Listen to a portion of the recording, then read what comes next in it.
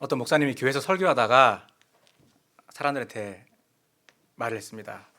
지난주에 죄를 지었던 사람 모두 일어나 보십시오. 그랬더니 있던 사람 중에 절반이 죄를 지었다고 일어났습니다. 그러자 목사님이 나머지 앉아있는 사람들 향해서 다시 말했습니다. 만약에 귀에만 있었다면 죄를 지었을 사람들 이제 일어나 보세요. 그랬습니다. 그랬더니 나머지 절반이 다 일어났습니다. 죄를 지은 사람 절반이 일어났고 나머지 절반은 죄 지을 기회가 있었으면 내가 죄를 지었겠다 하는 사람이 절반이 일어났습니다. 그러자 한 여자가 자기 남편한테 귓속말로 이렇게 말했습니다. 와, 여기서 목사님만 죄 안 졌나 보다. 그랬더니 남편이 아내에게 이렇게 말합니다. 아니, 목사님 제일 먼저 일어섰어. 성도 여러분, 우리 인생에서 가장 큰 문제가 뭘까요? 그건 바로 죄의 문제입니다. 죄는 인류의 시작부터 들어왔고요, 또 모든 사람에게 다 퍼져 있습니다. 이미 첫 조상 아담과 하와 때부터 선악과를 따먹으로 시작해서 모든 사람이 다 죄를 범하고 있습니다. 가늠하다가 현장에서 잡힌 그 여인을 두고서 사람들이 죽이려고 돌을 들고 있을 때에 예수님이 죄 없는 자가 먼저 돌로 치라 그랬더니 어떻게 합니까? 한 사람 한 사람 모든 사람이 다 떠났습니다. 아무도 그 자리에도, 정죄하라는 그 자리에도 죄인 아닌 사람이 없었던 겁니다. 한 명은 들킨 죄인이었고 예수님을 제외한 나머지 모든 사람이 안 들킨 죄인일 뿐이었습니다. 이처럼 죄의 굴레에서 자유로운 사람 하나도 없습니다. 하나님은 하나님 편에서는 사람이 너무 사랑스러워서 사람을 창조하시고 또 죄를 선택할 자유 혹은 죄를 선택하지 않을 그 자유를 주셨지만은 사람은 죄를 선택할 자유, 죄를 선택하지 않을 그 자유 속에서 항상 자꾸 죄를 선택하고요, 계속해서 죄의 종으로 살아가는 게 비참한 현실입니다. 이 죄의 굴레를 벗어나기 위해서 우리는 어떻게 되겠습니까? 오늘 말씀을 통해서 죄에서 자유를 얻는 비결을 찾으시기 바랍니다. 죄에서 자유를 얻기 위한 세 가지 방법으로 오늘 말씀을 정리해 보기 원합니다. 우리가 죄에서 자유를 얻으려면요, 첫 번째로 죄에서 자유하지 못함을 우리가 인정해야 됩니다. 따라해볼까요? 죄에서 자유하지 못함을 인정하라. 첫사람의 타락 이후로요, 모든 사람이 다 죄에 매여서 죄의 종으로 살고 있습니다. 우리는 이것을 인정해야 되는 겁니다. 34절 말씀입니다. 같이 읽겠습니다. 34절. 예수께서 대답하시되 진실로 진실로 너에게 이르노니 죄를 범하는 자마다 죄의 종이라. 자, 예수님은 죄를 범하는 자마다 죄의 종이라 말씀합니다.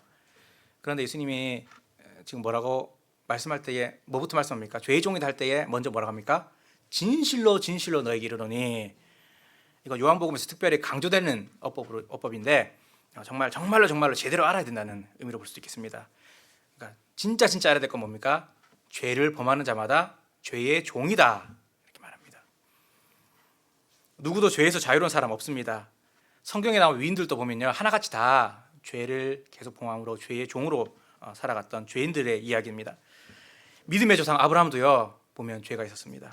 또 위대한 지도자 모세도, 하나님의 마음에 합한 왕인 다윗도, 또 명망 높은 사내들인 공예원인 니고데모도, 또 예수님의 수제자인 베드로도 보면 다 뭡니까? 죄가 있었습니다. 그렇다면 왜 사람은요 죄를 짓게 되는 것일까요?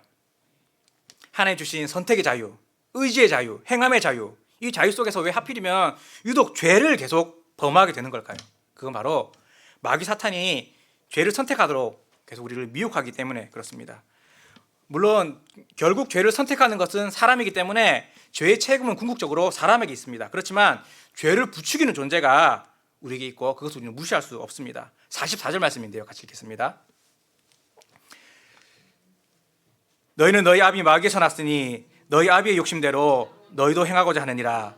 그는 처음부터 살인한 자요 진리가 그 속에 없으므로 진리에 서지 못하고 거짓을 말할 때마다 제 것으로 말하나니 이는 그가 거짓말쟁이요 거짓의 아비가 되었음이라.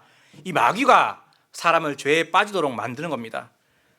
하나님은 사람을 선하게 창조하셨고 또 선하게 창조하신 가운데 또 선택의 자유, 선을 행할 것인지 악을 행할 것인지 자유도 주셨지만은 자꾸 누가 죄를 부추기는 겁니까?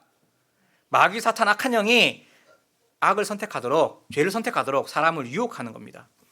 이 44절을 보면은 이 마귀의 특징이 세 가지로 이렇게 나오는데 어떤 게 있습니까? 욕심, 살인, 거짓입니다. 마귀 스스로가요 이런 존재적인 특징을 갖고 있습니다. 마귀가 뭐가 충만합니까? 마귀는 스스로 욕심이 충만하고 사리가 사람을 죽이려는 것이 충만하고 또 거짓이 충만한 존재라는 겁니다. 그리고 또 이 마귀가요, 사람들을 죄로 이끄는 방법도 욕심이고 살인이고 거짓인 것입니다. 우리 첫사람 아담과 하와를 생각해 보십시오. 아담과 하와에게 뭘 부추겼습니까? 처음에 그들을 죄를 유혹할 때에 야, 이거 따먹어봐, 네가 하나님처럼 될 거야 하고 그 속에 욕심을 부추겼습니다. 그리고 거짓말을 했습니다. 야, 그거 먹어도 안 죽어 하고 거짓말을 했습니다. 그리고 결국은 범죄함으로 아담과 하와에게 뭐가 찾았습니까? 하나님이 정령 죽으리라 선악과를 따먹을 때 하신 대로 영적인 죽음이 찾았습니다. 하나님과 관계가 영적인 죽음, 하나님 관계가 단절되고 에덴 동산에서 쫓겨났습니다. 그렇게 이 마귀의 유혹에 그 욕심에 끌려서 그리고 거짓에 속아서 그리고 결국은 죽음을 맞이하게 되었습니다. 가인을 보십시오. 가인도 이러한 특징이 나타납니다. 가인에게는 어떻게 이 마귀가 미혹했습니까? 그러하여금 믿음으로 하나님께 예물을 바치지 못하도록 했고 또 동생을 막 시기 질투하도록 그렇게 거짓으로 미혹했습니다. 그렇게 거짓으로 미혹하면서 욕심을 부추겼습니다. 왜 하나님이 제 거는 받고 나 거 안 받았냐 그렇게 욕심을 부추겼습니다. 그리고 결국은 분노를 찾지 못하고 어떻게 했습니까? 동생 아벨을 죽이도록 했습니다. 또 창세기에 나오는 라멕을 보십시오. 라멕을 봐도 똑같이 마귀가 욕심, 살인, 거짓을 통해서 그를 망가뜨린 것을 보게 됩니다. 라멕에게는요, 야, 네가 하나님이야, 인생 네 거야 하면서 거짓된 가치관을 가지게 했습니다. 그리고 자기 욕심대로 라멕은 아내를 2명 두고 또 하나님이 죄를 7배 갚아준다고 가인에게 7배 갚는다고 나는 77배 갚으리라 이렇게 교만했습니다. 라멕은 자기한테 상처를 입힌 사람도 어떻게 했습니까? 죽여버렸습니다. 이처럼 마귀는요, 욕심을 부추기는 거짓말로 사람을 죽게 만듭니다. 예수님 당시에 유대인들도요, 예수님은 하나님의 아들이 아니다, 예수가 하나님의 아들이라 저 말은 신성 모독이다 이렇게 유대인들에게 가짜 뉴스로 예수님에 대한 진리를 왜곡되게 받아들이게 만들었고, 예수님을 또 어떻게 합니까? 죽음, 돌로 쳐 죽이게 만들었고요. 그 시도가 실패하자 어떻게 했습니까? 결국은 사람들 부추겨서 십자가에서 예수님을 죽도록 만들었습니다. 우리 삶에도 사단은 동일하게 역사합니다. 동일하게 마귀가, 사단의 악한 영이 우리를 죽음에 이르게 하려고 도서려고 있음을 우리는 알아야 되는 것입니다. 사단은 우리로 하여금 욕심에 매이게 하고 거짓에 매이게 하고 죽음에 매이게 합니다. 그러다가 죽는 줄 알면서도 죄의 매인종이 되도록 이렇게 하는 것입니다. 사단은요, 사망을 참 좋아합니다. 사람이 죽거나 혹은 다른 사람을 죽이거나 이 사망케 하는 것, 이것이 죄의 역사인 거고 사단의 역사인 거죠. 그런데 사람이 이 사단의 특징인 욕심에 매이게 되면요, 사단이 주는 그 욕심에 매이게 되면은 거짓말도 쉽게 합니다. 요 근래에 있었던 우리나라의 사건들 보면은 얼마나 그런 것도 적나라하게 드러납니까? 법무부를 영어로 원래 의미를 보면은 정의의 부처란 말입니다. 정의를 시행하는 부서다 이런 말입니다. 그런데 그 정의 부서에 조국 전 장관 그리고 추미애 지금 장관은 뻔뻔하게 거짓말들 다 드러난 것이 드러났지 않습니까? 자기 자녀만 잘 되면 된다는 그 욕심에 잘못된 선택들을 했고, 그것을 무마시키기 위해서 안 했다 아니다 얼마나 뻔뻔하게 이렇게 거짓말을 늘어나는지 모릅니다. 또 위안부 할머니들을 돕겠다고 많은 성금을 모은 이름은 정의기억연대도 알고 보니까 그 대표가 어떻게 했습니까? 자기 욕심껏 자기 마음대로 엄청난 금액들을 사용한 정황이 이렇게 다 드러났지만 그 대표는 어떻게 합니까? 뻔뻔하게도 땀을 뻘뻘 흘리면서 국회의원 되기 전에도 난 아니라고 막 그렇게 변명을 댔고, 그리고 비례대표 국회의원이 되자 지금 또 계속해서 거짓으로 막 그걸 덮으면서 지금 지내고 있습니다. 이렇게 욕심에 따라서 거짓을 계속 만들어내는 것이 인생인 것입니다. 또 사단은 항상 그럴듯한 거짓말로요, 사람을 미혹하면서 사람을 죽음으로 몰아갑니다. 술 마시는 것도 그렇습니다. 술 마시는 사람들도요, 보면 다 핑계가 있습니다. 술 그거 한두 잔 마시면 흥을 돋구는 거다, 삶에 낙이 없다, 흥을 돋구는 거다, 그리고 한두 잔 마시는 거는 그것쯤은 오히려 건강에 도움이 되고 괜찮다 이렇게 합니다. 그런데 술 마시는 거 어떻게 됩니까? 시작은 미미하나 우리나라 사람 문제가 뭡니까? 끝까지 가는 거죠. 시작은 미미하나 나중에는 술 중독에 빠지고 또 간경화 일어나서 죽기까지, 그렇게 죽어라 마시는 데까지 가는 사람이 얼마나 많은지 모릅니다. 아무것도 아닌지 그러면서 괜찮아 하면서도 이렇게 사람으로 하여금 죄에 빠지게 만드는 겁니다. 사단은 그렇게 거짓으로 사람을 몰아가고 거짓으로 사람을 억압에 들어가게 합니다. 욕심을 부추기는 그 거짓도 교묘하게 합리화시키고요. 또 거짓으로 사람으로 하여금 죄에 묶이게 합니다. 그런 거짓의 속박을 아시기 바랍니다. 사단의 공격이요, 우리를 향한 사단의 공격, 욕심을 하고 그 거짓말로 우리를 속이고 스스로도 속이면서 그렇게 나가도록 그렇게 하는 공격이 치열합니다. 욕심과 정욕, 거짓과 음모, 죽음과 미움으로 우리 삶을 계속 올가매리합니다. 사단이 그렇게 우리를 계속 자유치 못하게 묶고 가는 겁니다. 이러면서 우리 인생은요, 영적 전쟁 한복판에 있는 겁니다. 쥐돛도 만들려면 쥐돛 제대로 되려면 뭘 해야 됩니까? 미끼를 달아야 됩니다. 또 바퀴벌레 그 트랩 있죠. 그것도 안에 뭐 들어 있습니까? 바퀴벌레가 좋아하는 미끼가 들어가 있습니다.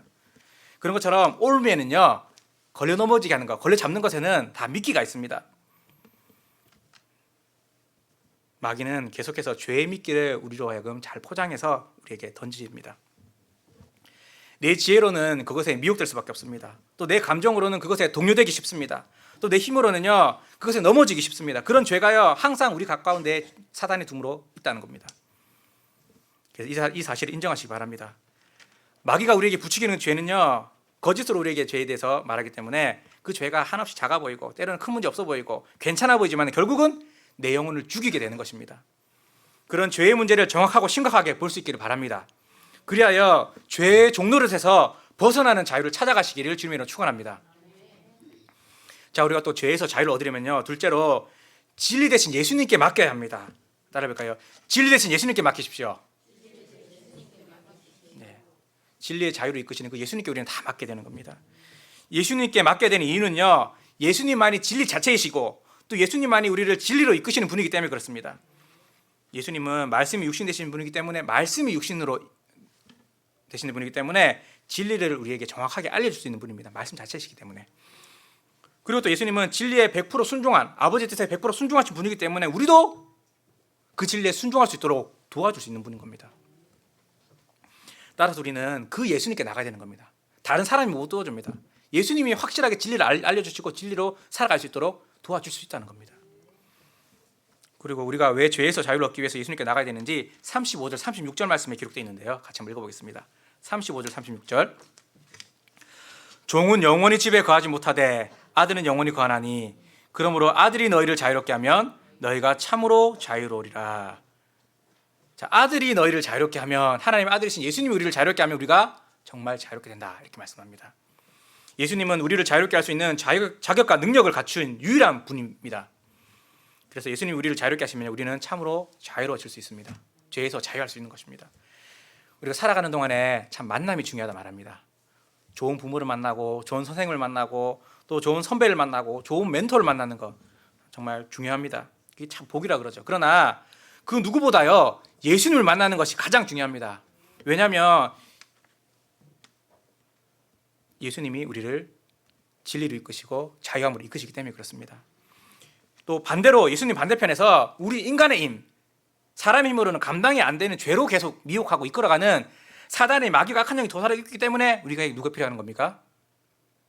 우리를 바른 길로 진리로, 거짓이 아니라 진리로 이끌 수 있는 예수님이 필요한 것입니다. 이 세상을 우리가 영적으로 보면은 양극단에서의 이 전쟁입니다. 예수님은 우리를 진리로 이끄시지만 반대편에서 마귀가 어떻게 이끕니까? 우리를 거짓으로 계속 미혹합니다. 예수님은 우리를 감사와 섬김으로 이끌어 가시지만 마귀는 우리 가운데에 계속 욕심을 부추깁니다. 예수님은 우리 가운데 생명으로 계속 이끌어 가시지만 마귀는 계속 우리를 죽음으로 몰아가는 겁니다. 우리는 그 사이, 진리와 거짓 사이에서, 생명과 죽음 사이에서, 또 욕심과 감사 섬김 사이에서 우리는 연약한 인간일 뿐입니다. 그래서 우리는 누굴 찾아야 됩니까? 완전히 강하고 선하신 분에게 우리는 딱 붙어야 되는 겁니다. 우리가 예수님에게 가서 예수님을 전적으로 의지하면 예수님께서 우리를 죄의 묶임에서 풀어주실 것입니다. 그래서 우리는 예수님께 나가야 되는 겁니다. 성경을 맨 처음 라틴어로 번역한 제롬이라는 수도사가 있었습니다. 그 제롬 수도사가 성경을 열심히 번역하던 어느 날에 기도하다가 잠을 들었습니다. 기도하다가 환상을 봤는지 잠이 들었는지 그렇게 이런 걸 보았다 그럽니다. 예수님이 나타났습니다. 기도 가운데에. 예수님 만나서 이 제롬이라는 이 유명한 수도사가 예수님께 말씀드렸습니다. 예수님, 사랑하는 예수님, 제가 사랑하는 예수님께 제 마음을 다해서 정말 좋은 선물을 드리고 싶습니다. 그랬더니 예수님 이렇게 대답합니다. 야, 하늘과 땅 거기 있는 모든 게 다 내 건데 네가 나한테 뭐 주겠냐? 이렇게 예수님이 말했습니다. 그러자 이 수도사가 이렇게 말했습니다. 저는 수도사인데요. 수도사는 돈이 필요 없습니다. 그래서 제가 가지고 있는 돈 전부 다 있는 것 다 끌어서 드리겠습니다. 그랬더니 예수님 대답하시기를 나는 돈이 필요 없다. 네 있는 돈 그거 가난한 사람한테 나눠줘라. 그렇게 대답하시더랍니다. 그래서 이 제롬이 또 예수님께 말하기를 그래도 저는 예수님을 빈손으로 못 보내드립니다. 예수님 너무 사랑하는 예수님 만나기 때문에 예수님께 정말 좋은 거 드리고 싶습니다. 뭘 드리면 예수님께서 받으시겠습니까? 그렇게 물어봤습니다. 그래서 예수님이 이렇게 물어봅니다. 그러면은 정말 예수님이 갖고 싶은 거, 내가 갖고 싶은 거 다 줄래? 그랬습니다. 그러자 이 제롬이 네, 무엇이든지 예수님 말씀하시면 내가 다 드리겠습니다. 그랬습니다. 그래서 예수님이 이렇게 말했습니다. 네가 만약에 내 가슴을 기쁨으로 가득 채울 선물을 주고 싶다면은 나에게 너의 모든 죄와 욕망을 다오. 또 너의 불가능, 너의 부족함, 너의 죄악을 나에게 다오. 그러면은 내가 오늘 그것을 안고 십자가에서 죽겠다. 이렇게 말씀드립니다. 예수님은 우리를 너무 사랑하는 분이기 때문에 우리를 자유케 하시려고 우리의 죄를 원하신다는 겁니다. 죄를 행하게 원하시는 게 아니라 우리가 자녀가 실수하고 잘못하면 부모가 그걸 고쳐주고 싶듯이 예수님은 그렇게 우리의 모든 죄로 망가진 부분들을 회복시켜주고 싶으신 겁니다. 죄로 묶인 부분들을 좀 자유케 해주고 싶으신 것입니다. 성도 여러분, 우리가 죄의 굴레에서 벗어나지 못할 때에 예수님께 맡기시기 바랍니다. 예수님한테 다 떠넘기면은 그분께서 우리가 진 죄에 대한 책임을 십자가에서 다 떠맡으시고 또 우리 스스로는 우리의 삶에서는 죄와 상관없는 삶을 살도록 예수님이 도와주실 것입니다. 성도는 예수님의 도우심으로 죄에 묶이지 않고 자유롭게 의를 행하며 살아갈 수 있는 것입니다. MBC 기자로부터 시작해서 IMBC 사장이 되기까지 33년 동안 예수를 모른 채 열심히 살았던 분이 있습니다. 이분이 그 33년의 세월 동안 열심히 사회에서 성공하는 그동안에 술과 거짓말에서 헤어날 수 없었다 그럽니다. 방송국에서 이제 취재하면서 더 좋은 취재를 얻기 위해서 더 승진하기 위해서 보니까 거짓말을 입에 달고 살 수밖에 없게 되더랍니다. 또 매일매일 자신을 술로 달랠 수밖에 없었더랍니다. 그래서 술과 거짓말이 사회에서 승승장구하는 동안에 끊이지 않았다 그럽니다. 그러나 그분이 예수를 믿고 바로 술과 거짓말을 거짓말처럼 끊게 되었다 합니다. 예수 믿은 이후로 바로 끊고 올해까지 21년째 그것을 잘 유지하고 있다 그럽니다. 서울의 베이직교회 조정민 목사님의 간증입니다. 옛날에 그렇게 사회에서 잘 나갈 때는 그렇게 거짓말을 못 끊고 술을 못 끊었는데 예수 믿고 바로 끊게 됐다 이렇게 고백을 합니다. 그런가 하면 반대의 분도 계십니다. 옛날에 항공사에 납품을 이렇게 하면서 교회에서는 예수님 잘 믿는 집사님으로 유명했던 분이 있습니다. 그러니까 돈을 크게 정말 많은 돈을 이렇게 벌면서 교회에다가는 이제 헌금도 많이 하고 또 매일매일 새벽기도 안 빠지고 이렇게 새벽기도까지 안 빠지고 열심히 신앙생활 하다 보니까 사람들이 다 훌륭하신 집사님 이렇게 다들 존경을 했더랍니다. 그러나 이분에게는 남에게 말하지 못하는 또 그 묶임이 있었습니다. 이분이 신앙생활은 그렇게 열심히 하고 사회적으로는 그렇게 잘 나가면서 사람들은 그렇게 저렇게 하나님 복 주셨다 그렇게 하면서도요 본인이 끊지 못하는 문제가 있습니다. 음주 가무였습니다. 이분이 어느 날 평소처럼 똑같이 밤늦게까지 술을 마시고 그날은 새벽 2시까지 마시고 집에 돌아갔답니다. 근데 이분이 그 당시까지 나쁜 습관이 하나 있었는데 그건 집에 가면은 무조건 술 취해서 집에 가지만은 술 취해서 집에 가면은 무조건 밥을 먹고 자야 되는 겁니다.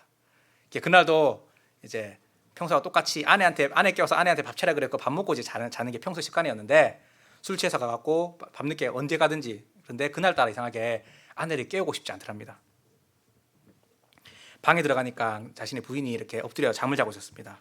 성경책에 머리 맞춰 성경책이 있는 걸 봐서 말씀보다 작구나 성경을 읽다 작구나 이렇게 생각했습니다. 남편 기다리면서 성경책 읽다 잠들었구나 그렇게 생각했습니다. 그리고 얼굴 밑에 딱 보니까 하얀색 노트가 딱 한 권 있더랍니다. 그게 뭔가 이렇게 보다가 그분이 완전 충격을 받았습니다. 그 내용이 이렇게 적혀 있었습니다.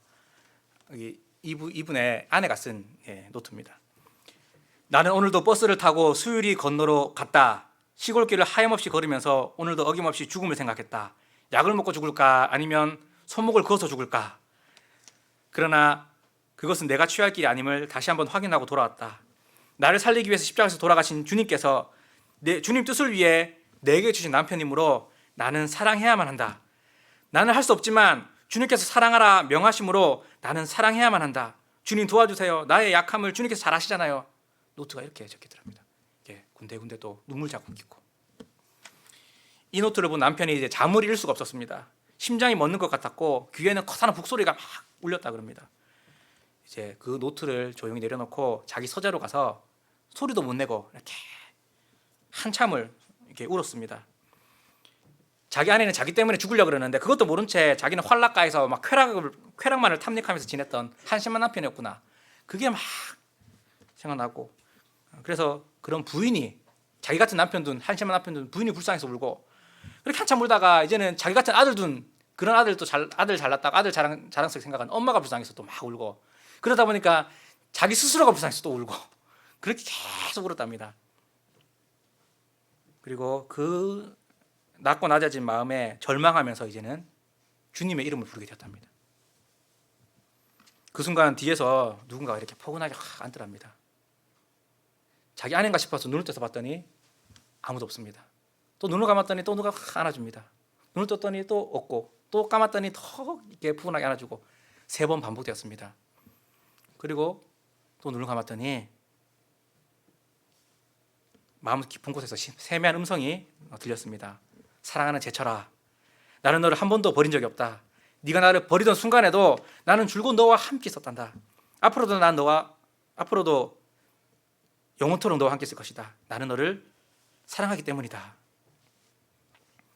그리고 이분이 그 시간부로 이제 술과 담배가 엮여갖고, 냄새 맡자 엮여갖고 그걸 행하지 않았다 그럽니다. 이분이 이제 얼마 전에 이제 은퇴한 100주년 기념교회를 은퇴한 이재철 목사님의 간증입니다.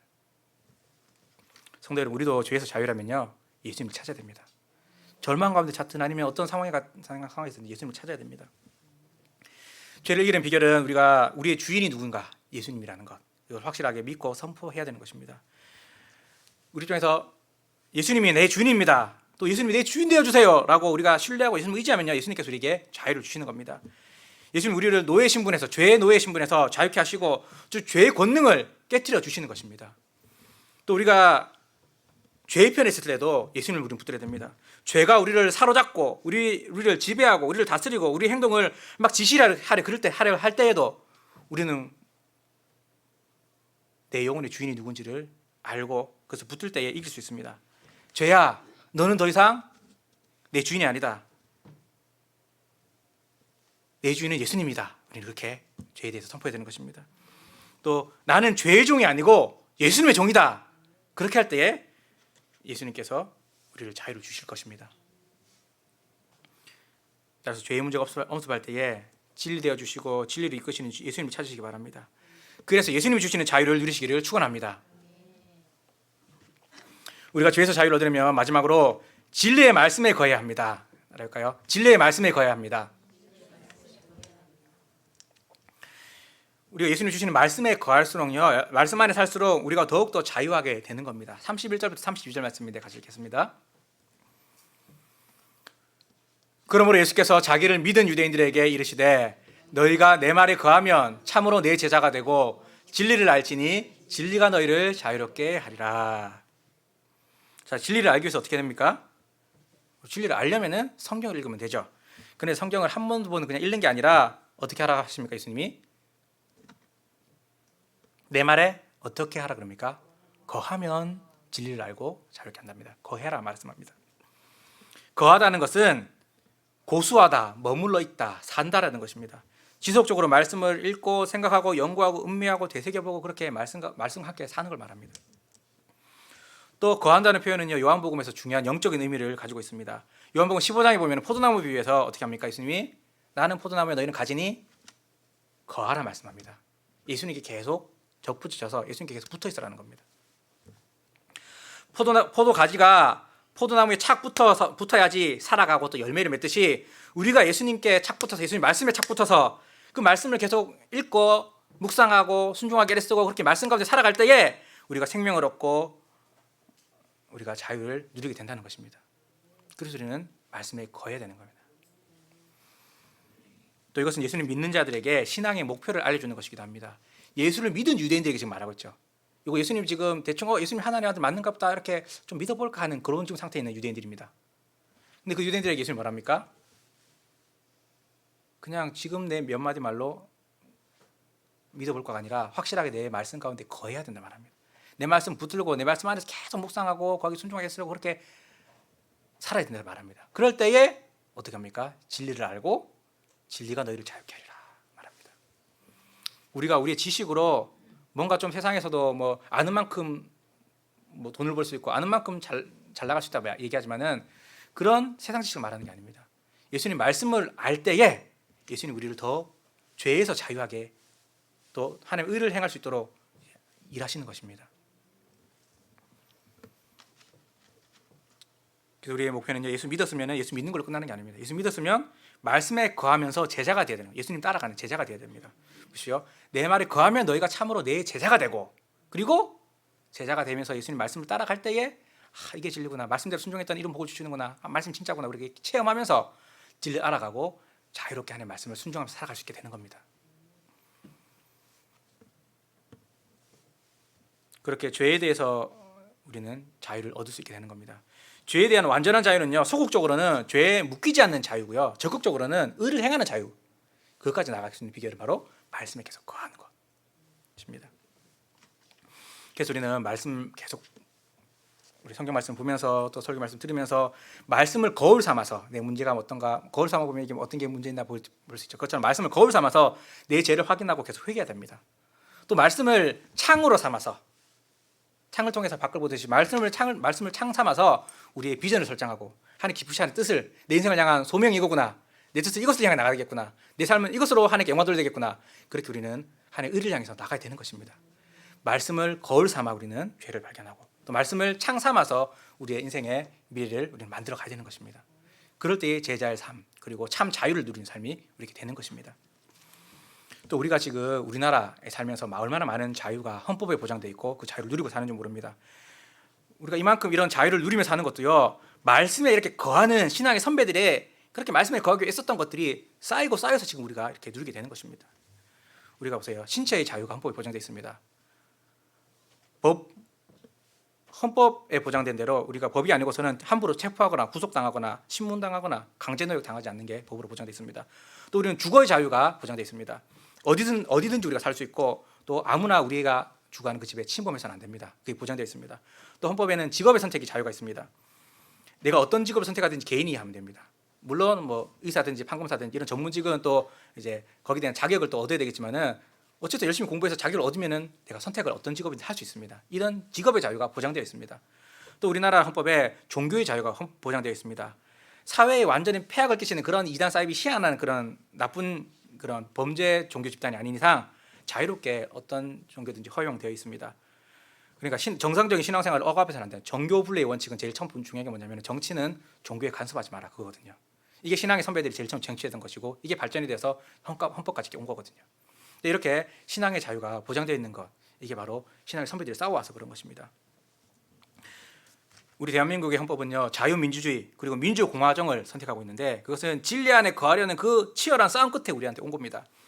맨 처음에 그 전쟁은요, 500년 전 종교개혁에서 일어났습니다. 500년 전 칼빈주의, 그리고 중세시대의 그런 가톨릭의 그런 횡포, 교황이 모든 왕들을 갖다가 뭐 폐위시키고 지 마음대로 했던 그 모든 세상에서 아니다, 개혁하고 새로운 질서를 세워서 또 서로 세상의 정치 그리고 교회 서로 간섭하면 안 되고 또 그렇게 함부로 해서는 안 된다, 이걸 갖다가 결국 정착하게 된 게 종교개혁의 예서입니다. 민주주의, 자유, 인권이 바로 종교개혁에서 시작되었습니다. 그리고 그것이 그냥 이론적으로 시작된 정도가 아닙니다. 영국의 청교도 혁명, 신앙의 자유를 위해서요, 유럽에서는 이미 17세기에 100년 동안 싸웠습니다. 신앙의 선배들이 막 싸웠습니다. 신앙의 자유를 위해서. 우리가 지금 누리고 있는, 우리 헌법으로 지금 누리고 있는 이 신앙의 자유가 300년 전 영국 사람들에게는, 또 영국의 청교도들에게는 싸워서 쟁취해야 될, 진리를 쟁취해야 될, 자유를 쟁취해야 될 그런 하나님 나라의 한 모습이었던 겁니다. 그런 게 있었기 때문에 많은 나라들이 이런 자유민주주의를 선택할 수 있게 된 겁니다. 그런가 하면 우리나라는 미국식 헌법을 가져와서 그대로 이제 헌법을 이렇게 우리나라식으로 만든 건데요. 미국의 헌법도 마찬가지입니다. 미국의 헌법도요. 이런 영국 청교도의 이런 100년 전쟁의 싸움으로 종교의 자유를 얻은 걸로 끝나는 게 아니라 그 이후에 어떻게 하면은 이 미국이라는 나라를 하나님의 헌법이 하나님의 말씀 위에 하나님 정의 위에 나라를 세울까? 하나님의 평등과 하나님의 주신 그 인권과 하나님 주신 자유 가운데 어떻게 나라를 세울까? 고민하고 연구하고 그렇게 하던 끝에 나온 것이 이 헌법인데 미국도 독립하고 그 헌법을 세우기 전까지 청교도 목사님들은요 일부러 선거 설교를 했습니다. 또 정치 설교를 했습니다. 우리나라가 이런 방향으로 된다. 이게 성경적인 거다. 그렇게 하면서 헌법을 앞으로 우리가 세우게 될 텐데 영국이 식민지가 아니라 이제는 미국이라는 나라를 세워야 될 건데 이 헌법도 하나님 말씀에 의하면 이런 법으로 세워야 된다. 그렇게 청교도들은 거기 힘썼습니다. 그렇게 150년간의 이러한 백성들에 대한 계몽과 또 말씀에 대한 이런 싸움이 있었기 때문에 미국도 헌법을 갖다가 이 말씀의 터 위에 이렇게 자유를 이렇게 탑재하게 된 겁니다. 그런가 하면 우리나라도 마찬가지입니다. 우리나라도 우리나라의 헌법의 자유민주주의 또 민주공화정 세우게 된 것이 하나님이 세우신 한 사람을 통해서 이것을 헌법으로 세우게 된 겁니다. 120년, 130년 전 선교사들이 우리나라에 왔을 때 우리나라는 자유가 없는 나라였습니다. 조선 왕조 500년 그 끝자락에서 선교사들이 와보니까 이 나라는 자유가 없었습니다. 노비가 많게는 전 인구의 50%였습니다.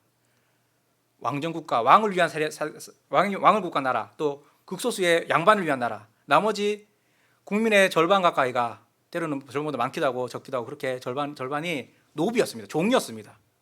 조선시대에 태어났으면 왕으로 태어나겠습니까? 종으로 태어나겠습니까? 대부분의 사람이 종이었습니다. 그런가 하면 꼭 또 그 조선 말기와 맞물려서 우리나라에게 누가 또 압제를 했습니까? 일제가 탄압을 하고 압제하고 착취하고 힘들게 했습니다. 자유가 없는 나라였습니다. 우리나라가.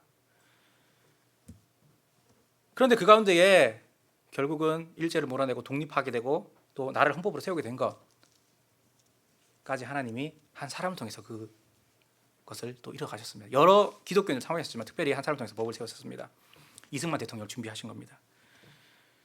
이승만 대통령 이미 20대 때에 그 자유라는 가치를 신문을 통해서 전파하고 하는 것 때문에 6년 동안 감옥 생활을 했습니다. 또 나중에 선교사들을 통해서 그렇게 미국으로 가서 하버드 대학에서 석사를 따고 프린스 대학에서 국제법 박사를 따기까지 6년 동안 유학 생활을 했는데 그때 국제법 박사를 따면서 자유에 대해서 더 정확하게 또 나라의 헌법을 어떻게 세워 국제법을 전공한 동양인 최초의 박사니까 이제 어떻게 나라의 법을 세워야 될지 그렇게 잘 준비가 되었던 겁니다.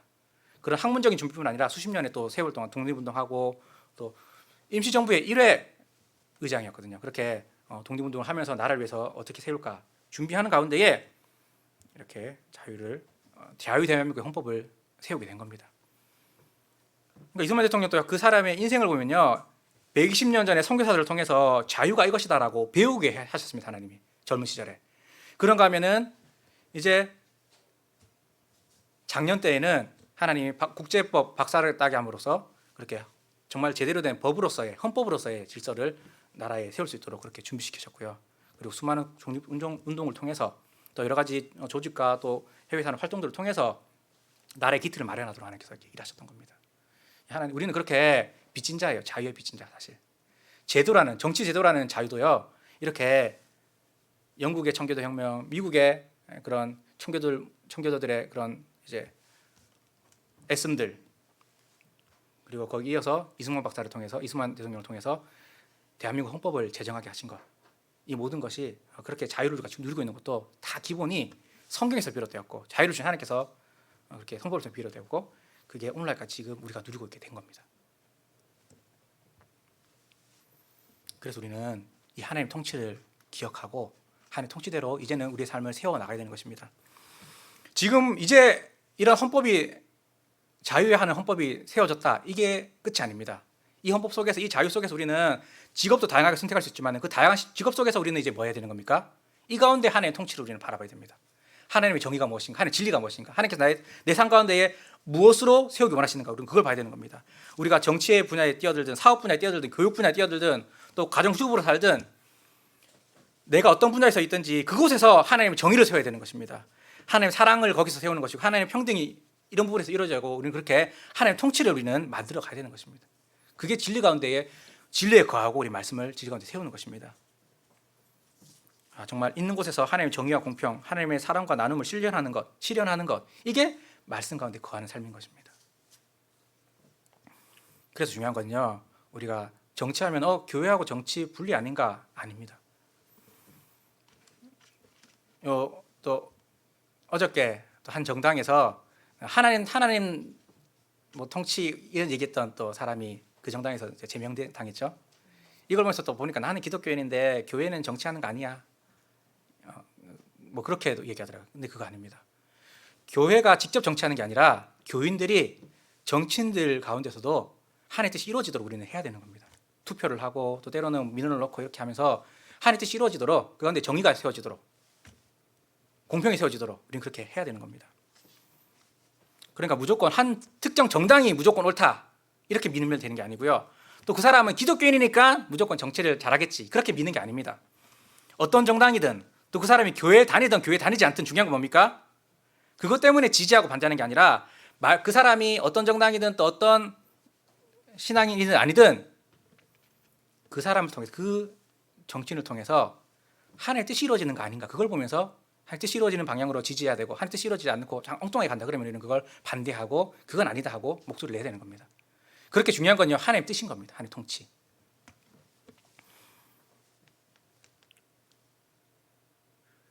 그래서 정치인 가운데서도 하나님의 뜻 가운데 진리 가운데 자유케 하는 것을 만드는 사람은요, 공산주의 이념에 따라서 그냥 거기에 묶여갖고 나라를 이끌겠다 그런 게 아니라 헌법의 원칙에 따라서 나라를 이끄는 사람이 되어야 되는 겁니다. 또 자기 패거리만 챙기는 그런 욕심에 따라가는 그런 정치인이 아니라 약자를 정말 배려하는, 약자를 정말 진정으로 챙길 수 있는 게 하나님의 통치가 이 땅에 이루어지는 법인 것입니다. 또 막 거짓과 음모로 막 나라를 이끌어가는 게 아니라 정말 진실과 공정으로 나라를 이끌어가는 것, 이게 하나님의 통치가 정치 가운데서 이루어지는 방법입니다. 그러니까 우리는 일반 정치인들도, 특별히 믿는 정치인들도 그러한 하나님의 통치가 이루어지는 데 힘을 쓸 수 있도록 우리는 도와주고 지지하고 기도하고 해야 되는 것입니다. 특별히 대통령부터 모든 입법사법 행정의 수장들까지 다 모든 공무원들이 이렇게 정말 하나님의 정의와 하나님의 사랑 가운데에 정말 좀 제대로 정직하게 신실하게 좀 이끌어갈 수 있도록 우리는 그걸 위해서 우리의 국민의 표를 행사해야 되고 또 국민의 의견을 우리는 또 행사해야 되는 것입니다. 그 중에 하나가 우리에게 남아있는 것이 중요한 또 과제 중에 하나가 차별금지법입니다. 차별금지법 이름은 좋습니다. 차별을 금지하자. 그러나 이름만 차별금지고요. 사실은 그 내용은요, 다수를 역차별하는 내용이 담겨 있고요. 또 신앙의 자유를 억압하는 법안입니다. 그렇기 때문에 우리는 거기에 대해서는 함께 한 목소리를 내야 되는 겁니다. 어떤 정치이든 이건 막아야 된다, 이걸 하면 안 된다, 또 그 중에 있는 독소 조항을 반드시 빼야 된다. 우리는 그렇게 기독교적인 목소리를 내야 되는 겁니다. 그래서 우리는 특별한 한 정당, 한 정치인이 중요한 게 아니라 그 정당, 그 정치인, 어떤 정당을 통해서든지 하나님의 공의가 드러나야 되고 하나님의 다스림이, 하나님의 진리가 드러나야 된다. 우리는 그 방향으로 우리는 사회 모든 분야들을 갖다가 해 나가야 되는 것입니다. 특별히 내 삶도 마찬가지입니다. 내 삶도 정말 하나님 뜻 가운데 살고 하나님 기쁘시게 하는 진리가 무엇인가, 우리는 계속 말씀에 거하면서 우리는 그렇게 내 삶을 만들어 가야 되는 것입니다. 네, 말씀 정리하겠습니다. 우리가 정말 자유를 누리려면요, 정말 진정 자유라면은 먼저 죄의 속박을 알아야 됩니다. 진짜 내가 죄에 갇혀 있구나. 말씀을 거울 삼아 우리는 그걸 알아야 됩니다. 그리고 우리가 자유라면은 정말 진정 자유를 주실 예수님께 우리는 이 모든 것들을 맡게 됩니다. 그리고 예수님께 맡기면서 예수님과 함께, 예수님께서 진리 열어주시고 이끄시는 대로 우리는 계속 진리 안에 거해야 됩니다. 계속 말씀을 가까이 하면서 알아가고 순종하고, 그렇게 할 때에 또 심지어는 사회의 제도를 세우고 또 법제화하고 할 때에 국민청원을 하기도 하고 여러 가지 방법을 통해서 정말 하나님의 뜻을 우리는 세워야 되는 것입니다. 진리 안에 자유할 수 있는 법들을 만들어 가야 되고, 또 스스로도 내 개인적인 도덕적인 영적인 문제들도 정말 자유할 수 있도록 말씀에 계속 가까이, 말씀에 거하면서 말씀을 거울 삼아 내 자신을 바라보고 말씀을 창삼아서 나의 비전을 만들어가면서 우리 가정을 이끌어가고 우리의 사업을, 나의 사회에서의 일들을 감당해 나가야 되는 것입니다. 그렇게 진리 안에서 자유를 얻으며 사시기를 축원합니다.